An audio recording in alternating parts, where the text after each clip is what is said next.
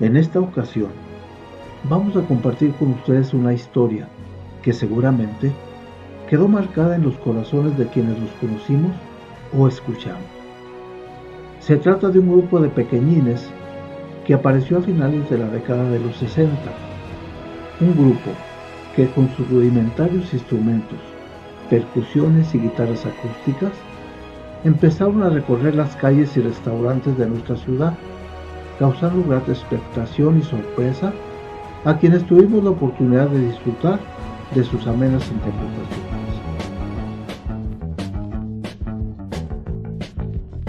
En lo personal, recuerdo que los conocí siendo un adolescente, cantando en la lonchería El Jardín de don Ricardo Morán. Escuchemos la narración que nos comparte Miguel Hernández, quien junto con sus hermanos Raúl y Luis fueron los promotores de este maravilloso y recordado grupo musical.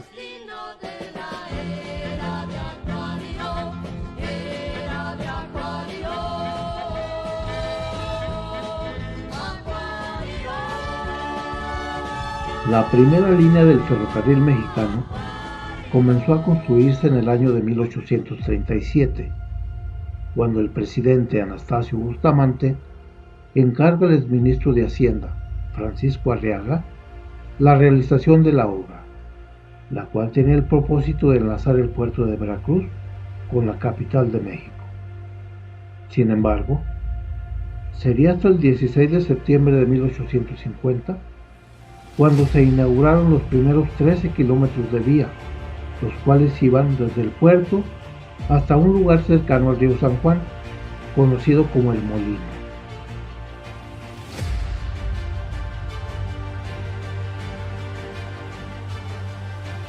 A partir de 1849, los gobiernos federales otorgaron alrededor de 13 concesiones para la construcción y manejo de líneas ferroviarias en el norte de México, pero fue hasta 1880, con una concesión a los dueños e inversionistas de la Atchison, Topeka y Kansas, cuando inicia el Ferrocarril Central Mexicano, con la construcción de una línea que enlazaría Ciudad Juárez con la Ciudad de México.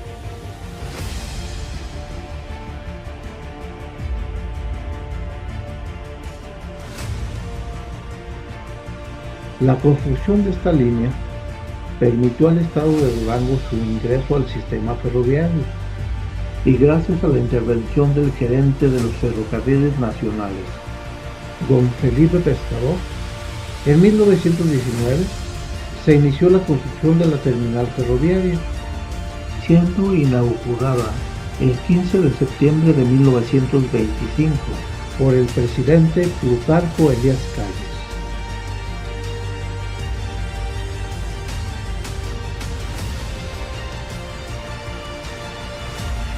Aunque el proyecto de esa época pretendía llevar el ferrocarril de Durango hasta el puerto de Mazatlán, se logró construir los dos primeros tramos, Durango-Llano Grande y Llano Grande-El Salto, los cuales iniciaron su operación en 1918 y en diciembre de 1922 respectivamente.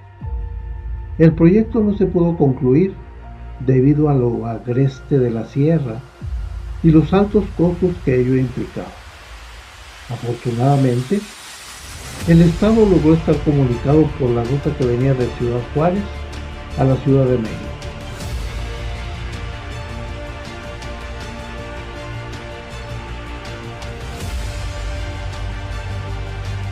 El 1 de diciembre de 1958, Adolfo López Mateos tomó posesión como presidente de la República, nombrando a Benjamín Méndez como gerente general de los ferrocarriles nacionales de México, fecha en que el Comité Ejecutivo del Sindicato de Trabajadores Ferrocarrileros, liderados por Demetrio Vallejo, presentaron un estudio sobre la situación económica que tenía el propósito de mejorar las condiciones de los trabajadores.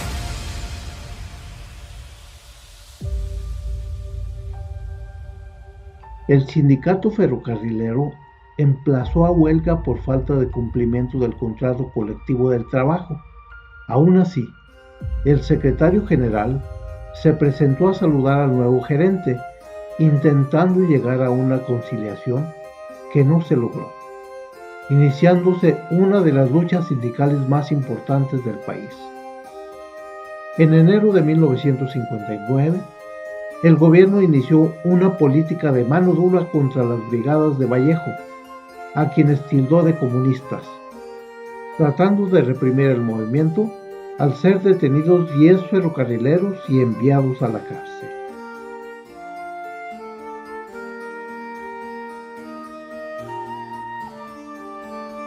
Luego de una serie de manifestaciones exigiendo la libertad de sus compañeros presos, Vallejo y Campa, líderes del movimiento ferrocarrilero, también quedarían presos por cuestiones políticas durante 11 años en el antiguo Palacio de Lecumberri, sin solicitud a indulto.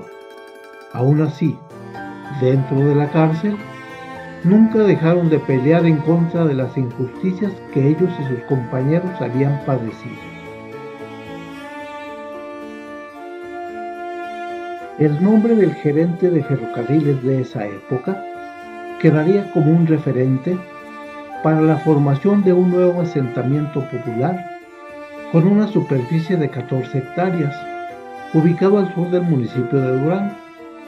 Nos referimos a la colonia Benjamín Méndez, lugar donde vivía el conocido músico, quien fuera requinto del género romántico, Antonio Hernández, mejor conocido como Don Toño. En el año de 1966, los hijos de Don Toño, Raúl, quien para entonces contaba con una edad de 17 años, Luis y Miguel Hernández, los más chicos, así como su amigo Rubén Valles, tuvieron la genial idea de formar un grupo musical para interpretar los temas de esa bella época.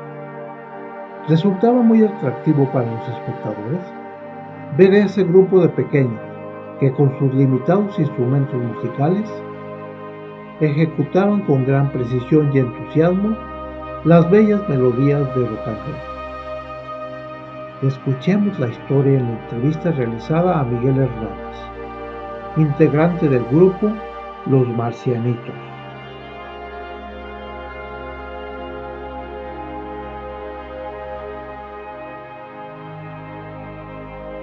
Empezamos a hacer nuestros instrumentos con latas y con eso, y a mi hermano Luis, mi papá le regaló una guitarrita y ya mi papá le enseñó los primeros tonos.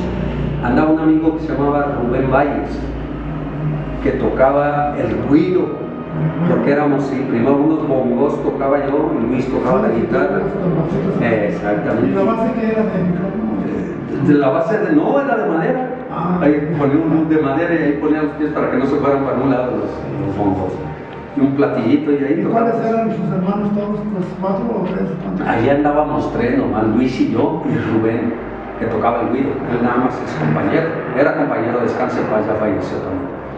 Y posteriormente, ya que estuvimos aquí, ya nos dimos a conocer aquí en Durango, cantando en los bares, en los restaurantes, en eventos. Que ya andaban por la de 5, una vez los vídeos. Por la de 5, Cremería Durango, y todo eso andábamos por el Nido, por todo.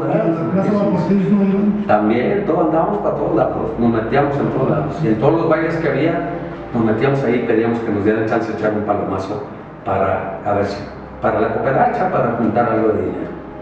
Pero sí fue interesante. No eran ustedes unos niños que causaban sensación porque, por decir, no había competencia para nada. No, exactamente. Pues tú debes de acordarte, Pedrito, que tú fuiste también de los pioneros de la música que nos encantó tanto, el rock and roll y todo, que nosotros de niños los veíamos a ustedes y de cierta manera ustedes nos encaminaron hacia lo que después poquito que tuvimos. Nos conoció Juan Luis Buñuel, hijo de Luis Buñuel. Y nos tocamos ahí en el restaurante, pedimos cooperacha y pues ahí nos dieron algo. Y le pedimos a Juan Luis Buñuel y no nos dio nada. De modo. Y ya estábamos ahí y luego de repente nos habla, siéntese, ¿qué quiere tomar? Ya tomamos un refresco. Dice, Alan, ¿puedo ir a hablar con sus papás? Porque quiero hacer esto, pero tengo un proyecto para usted. Yo no lo creí, obviamente, dije, nada, es perfecto. Y ya nos pidió la dirección y esto, otro. Y al otro día estaba en la casa de mi papá hablando con mi mamá y mi papá. Entonces dije, caray, entonces es cierto. Y de ahí se desarrolló todo lo que fuimos. Porque nos filmó el cortometraje. El cortometraje fue a Cannes, a Europa, y por allá estuvo, sacó buenos lugares. En México nos escucharon. Y un representante de México vino, consiguió la dirección, vino por nosotros aquí al México. Habló con mi papá y mi mamá, que nos quería llevar. Pero como éramos menores de edad, Luis y yo, y Rubén pues, estaba también chavo, entonces mi papá dijo, no, pues estos son niños, ¿cómo los voy a dejar ir? Entonces dijo, pues ¿qué hacemos? Pues que se vaya Raúl, que ya estaba mayor, sí, yo tenía 17 años, Raúl. Dijo, no, ya que se vaya Raúl para que los cuide. Bueno, sí, los cuatro, ahí vamos los cuatro. Y ya cuando estábamos en México, con Raúl ahí, lo oye cantar, y dije, oye, ¿por qué no te integras con ellos? ¿Para que cantes tú? No, pues no sé, como ustedes digan. Sí, pues tú canta también. ¿Y los instrumentos cómo lo hacían? Allá los consiguieron instrumentos. Entonces Raúl agarró el requinto, Luis la armonía, y a Raúl le empezó a enseñar lo primero del bajo. Y ahí fue para grabar en Discos Capitol. Sí. Eso fue los inicios. ¿Y tienen esos discos del acuario y todos juntos ya? Pues en videos, los tenemos ahí en grabaciones para los discos. Por ahí no sé dónde, tengo unos bocaditos de la Barrera, por ahí, el disco viene del LP. ¿Y cuál fue la que más o menos pegó de las canciones? Acuario. ¿Y quién cantaba? Luis y Raúl. Luis cantaba la primera parte, Raúl y luego en los coros, pues yo. Y mi hermanita nos anduvimos ahí. ¿Y dónde grabaron eso? En Discos Capitol. Es lo que grabamos. ¿Y tocaron allá en varias partes de México? Allá estuvimos, iniciamos en un programa que se llama Programa Nescafé. Estuvimos con, ¿cómo se llama este tipo? Roberto Jordán. Estuvimos con César Costa, estuvimos con Loco Valdés, estuvimos de ese tiempo, mucha gente famosa. Y tocamos, hicimos 4 programas en el programa Nescafé, después hicimos como 8 programas en el programa Mayatex, Canal 8, en el Canal 11 de México, hicimos en el Canal 13, y luego ya conocimos en el Canal 8 después a Raúl Velasco en sus inicios, nos invitó a tocar, incluso alternamos ahí con los Dux, tocamos Dux y tocamos nosotros, pero ahí conocimos a Raúl Velasco. ¿Pero dónde era ese? En México. ¿No era la pista? No, en un estudio en San Ángel, en un estudio del Canal 13 o de por allá, Televisión Azteca, no sé qué. ¿Y si tuvieron amistad con ellos? Sí, pero pues andaban bien, ellos andaban así como que en su avión, sí. Pero sí, oh, qué buena onda, estos chavitos de Durango, órale, qué chido. Y haz de cuenta que nosotros éramos los fresitas, los chavitos fresitas, y aquellos eran otra música, sí. Y así hicimos muchos programas con Raúl Velasco, nos tomó mucho aprecio. Y nosotros igual, porque él nos quiso desde el principio, nos apoyó muchísimo. Cuando hicimos esos programas con él, después él pasó a medianoche y nos invitó. Y después de medianoche, domingos espectaculares. Y luego ya siempre en domingo de ahí, y nos invitaba y nosotros seguíamos cantando y yendo a sus programas. ¿Y quién era el que nos movía? ¿Ustedes solos? ¿Solo? ¿La colección? ¿Cómo? No, pues es que el representante representaba a Isela Vega, Jorge Rivero, Claudia Islas, de aquellos. Sí. Entonces a nosotros, en cierta manera, nos tenía ahí como nomás de rellenito, así. Pero nos invitaban, le hablaban a él, oye, que los chavitos estos, porque nos van, órale. Y ella es el que me mandaba.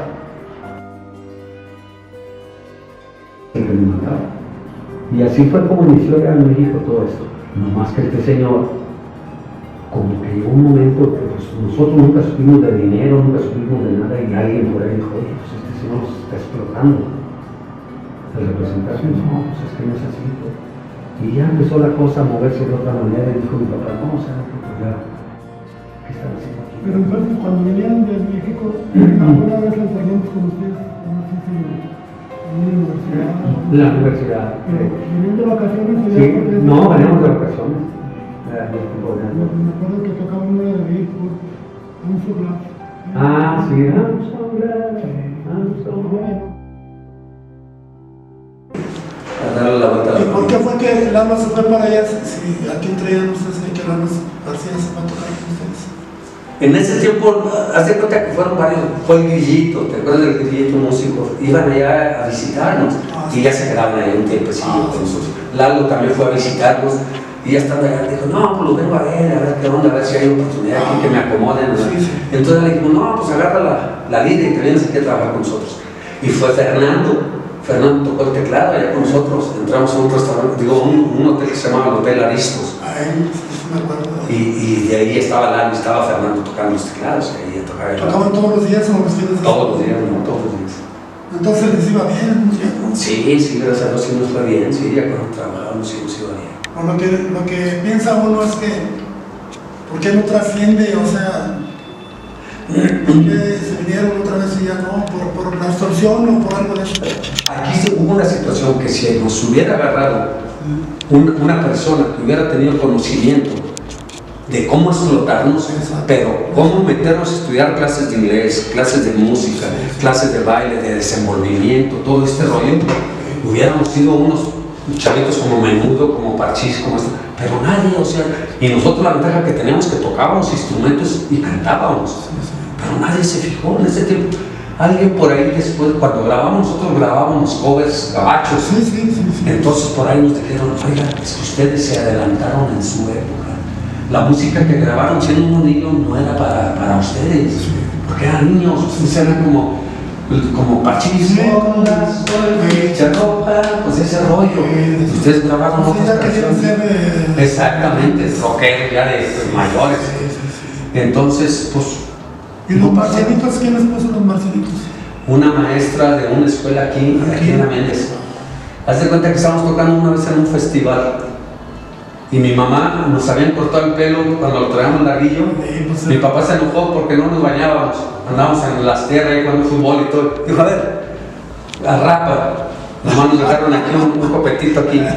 Y tocamos, ese día tocamos en un festival para las madres, no sé qué, en la escuela donde estábamos. Y dijo la directora, mira, qué bonito se ve, parecen marcianitos. Y de ahí se quedó, ya, los marcianitos, sí, ¿cómo se llaman? No, pues no tenemos, no, pues los marcianitos. Pues cuando se nos vino el bajista, Rubén, de que era muy, era una persona muy introvertida. Y en una ocasión, ahorita voy a comer unos tacos. Pues se vino a comer unos tacos, pero se vino a comer extraordinario. Agarró el bajo y se vino a estar. Oye, Rubén no ha llegado, pues ¿qué pasó? No sé, pues a buscarlo. No, como locos buscándole, luego ya nos agarró el día, a otra ley y lo empezamos a dar como perdido. Y hablamos aquí y dijeron, no, acá está el Durango, acaba de llegar. Ah, qué caray. Y cosas así de ese tipo que nos pasaron raras. No, pues son muchas, exactamente. Sí. Y cosas muy bonitas. Sus hermanos, todos, Raúl, bueno, después platicamos de Raúl porque en el festival de la pero ahorita es de los marcianitos. Algo más que nos quiera contar, porque más o menos cuántos años duraron los marcianitos. Del 66 hasta el 71. Sí. Después se vinieron todos aquí. Después nos venimos Luis y yo, y se quedó Raúl allá. Sí.